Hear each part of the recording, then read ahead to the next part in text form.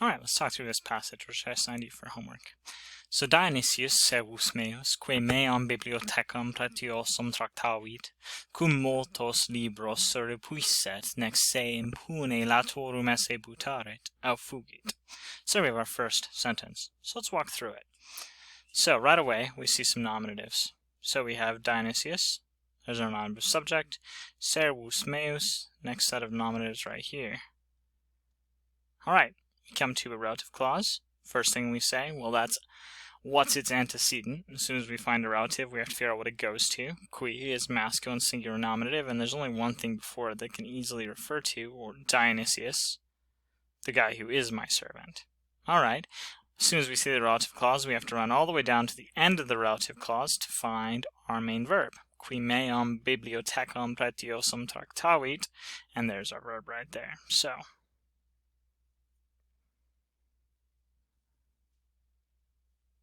mark that out. Qui to tractavit.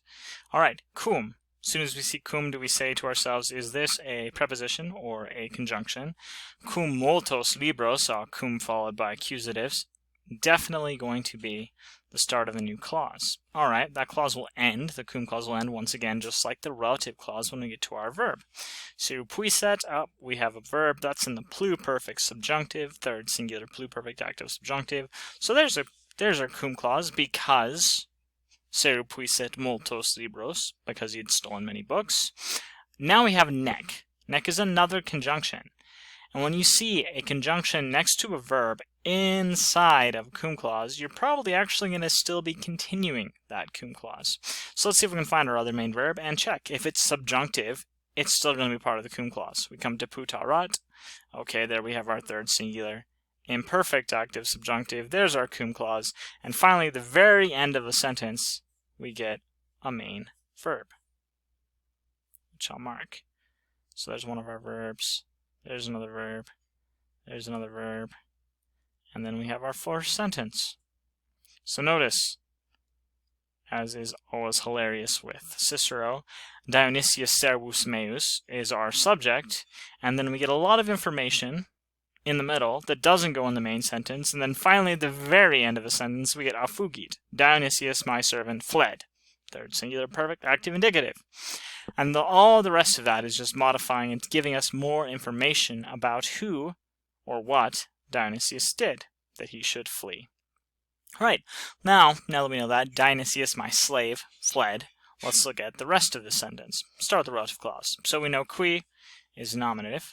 Mark it out once. We have meam bibliothecam pretiosum. So here we have our accusative subject, library. And notice there's two different adverbs modifying it, pretiosum and meam coming before it. The meam going first really emphasizes whose library it is. Right, Dionysius, my slave, who my library, the precious library, tractavit, managed. Tracto, tractare just means to drag or draw, but it can also mean to manage or handle. So, Dionysius, my slave, who managed my precious library. Cum, because, we know once again because we have this cum starting a new clause and we have our subjunctives, who surrepuisset, who had stolen or robbed multos libros. And there's our accusative object. Who'd stolen many books. Nor, next part of the clause, did he think, main verb, and any verb of the head is going to start indirect statement. So nor did he think that he, accusative object in indirect statement, adverb, impune, think impunity in English, without punishment, that he, without punishment, latorum esse. Notice our two-part infinitive here. Now, infinitives. Alright, looks like a fourth principal part, but if you look at the verb, it's from fero, feri tuli latum, or latus.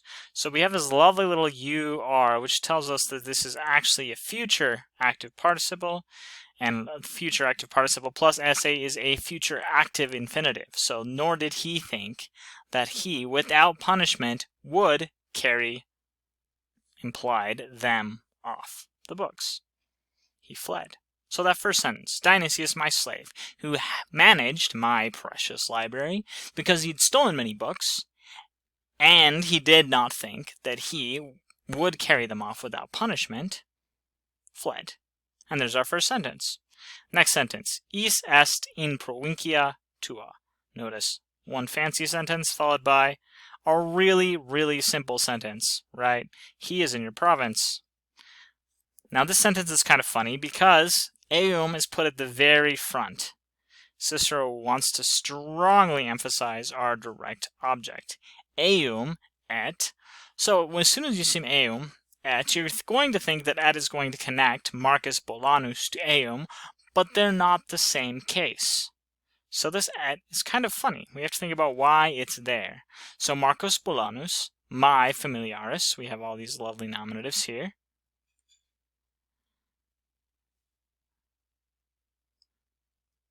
Et. Alright, Cicero loves this et construction. Both Marcus Bolanus, my close friend, and multi alii, many others, neuroni, of Neurona, or of the Neurona, if you want to talk about them as a people. And then we get our verb here, saw. And then finally we'll get all the way back to our direct object at the front. So both Marcus Bolanus, my personal friend, and many others of the Neroni saw him, which Cicero was really emphasized by putting it at the very beginning. All right, coming to the last funky sentence here. All right. First, hunc tu si mihi restituendum quoraris. So from hunc all the way to quoraris, it's helpfully marked off here to help us see where the clause breaks are because of a verb followed by a comma. Non possum dicere. Nice parenthetical phrase. We could just take that out of the sentence entirely. And then quam mihi gratum futurum sit. Alright, so we have a lovely verb thing here. We have possum, which takes the complementary infinitive dicere. I'm not able to say. Looking back at this, we have quoraris, our main verb here. We have tu as our singular object. Mihi is dative, just as a reminder. Hunc, right? Hic, haec, hoc, huius, guis, huius, huic, huic, huic, hunc, hoc, hoc. So we have our nice masculine singular accusative. Modifying this lovely gerundive that's been delayed all the way over here. And then, because Cicero wants to confuse us, he's delayed C as long as he possibly can. So if we actually move C up to the front of the sentence, I think it'll make more sense. So, if you, quoraris, have a care that hunc, this, restituendum, ought to be restored to me, is to be restored to me. You can take either of those, kind of literalist one. If you have a care that this be restored to me, if you take care to restore this to me, you want to be a little less literal, I am not able to say, parenthetical, adverb, quam.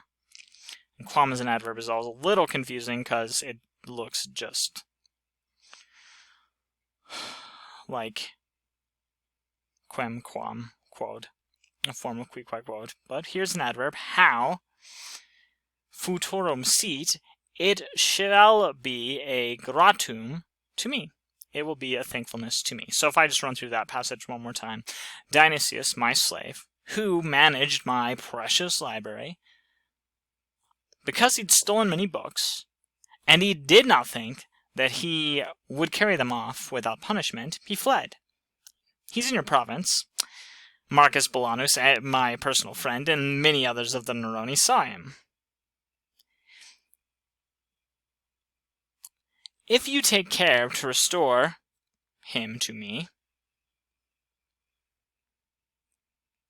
I'm not able to say how it will be thanks to me.